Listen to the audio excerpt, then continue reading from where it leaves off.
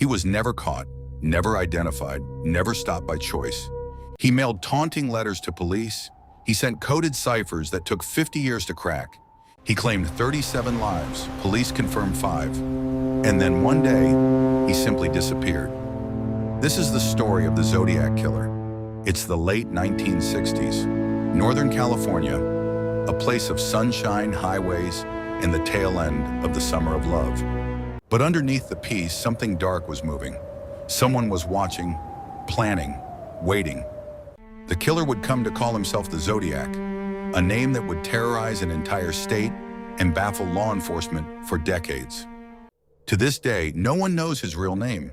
No one knows his face, and no one knows why he stopped. December 20th, 1968, a lonely road in Benicia, California. 2 teenagers, David Faraday, 17, and Betty Lou Jensen, 16, parked for the evening. A gunman approached. David was shot once in the head. Betty Lou ran and was shot 5 times in the back before she made it 30 feet. 6 months later, July 4th, 1969. Blue Rock Springs Park, Vallejo. The Zodiac struck again. This time, one victim survived and called police herself. Minutes after the attack, the Zodiac himself called Vallejo Police Department. He calmly reported the shooting and took credit for a previous murder. September 27th, 1969, Lake Berryessa.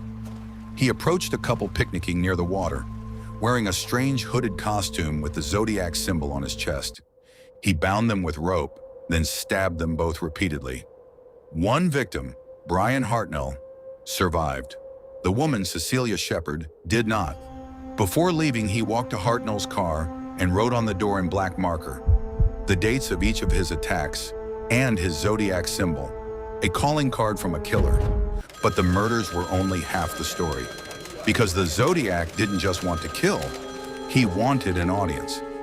In August 1969, 3 Bay Area newspapers received identical packages, each containing a letter from the Zodiac and 1/3 of a coded cipher. He demanded the newspapers print the ciphers on their front pages, or he would go on a killing rampage targeting school children. The newspapers complied, and within days, a suburban school teacher and his wife cracked the first cipher. The 408. The message was horrifying. I like killing people because it is so much fun. It is more fun than killing wild game in the forest.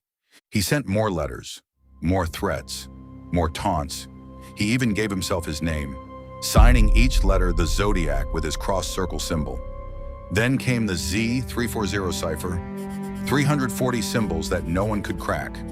FBI analysts tried, university cryptographers tried, all failed. For 51 years, it sat unsolved, until December 2020, when 3 amateur code breakers using computer algorithms finally cracked it. The message: I hope you are having lots of fun in trying to catch me. Law enforcement was under enormous pressure. The Zodiac had made them look helpless, and he knew it. The Zodiac called into a police radio station live, mocking detectives. He even appeared on a local TV talk show in disguise, just to prove he could walk among them freely. October 11th, 1969. San Francisco cab driver Paul Stein was shot in the head at point-blank range. Witnesses saw the killer from a window across the street. Police were dispatched and accidentally let the Zodiac walk right past them. A composite sketch was released. The hunt intensified. Over the years, over 2,500 suspects were investigated, but one name kept rising to the top: Arthur Leigh Allen. Allen was a convicted sex offender. He matched witness descriptions. He owned a Zodiac brand watch, the same brand whose logo resembles the killer's symbol. His home was searched. Investigators found knives, bomb-making materials, but no direct evidence linking him to the murders. Arthur Leigh Allen was never charged. He died of a heart attack in 1992. DNA testing was inconclusive. The primary suspect was gone, and the case remained open. Then, without warning, the Zodiac went quiet. His last confirmed letter arrived in January 1974. He claimed 37 victims. Then nothing. Did he die? Did he move? Did he simply stop? No one knows. He vanished just as mysteriously as he appeared.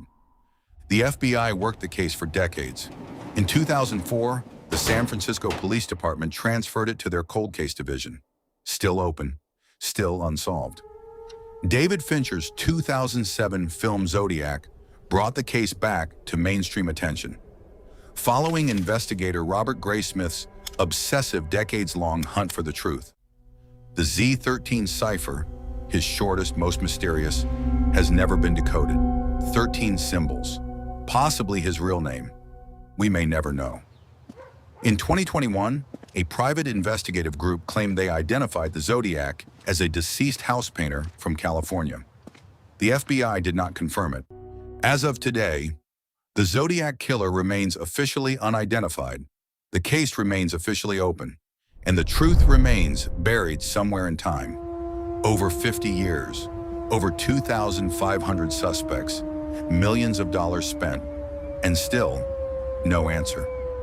The Zodiac Killer remains one of the greatest unsolved mysteries in American history. Who do you think the Zodiac Killer really was? Drop your theories in the comments. I read every single one. And if this kept you hooked, subscribe. New true crime every week. The next case is coming soon. Trust me, you're not ready for it.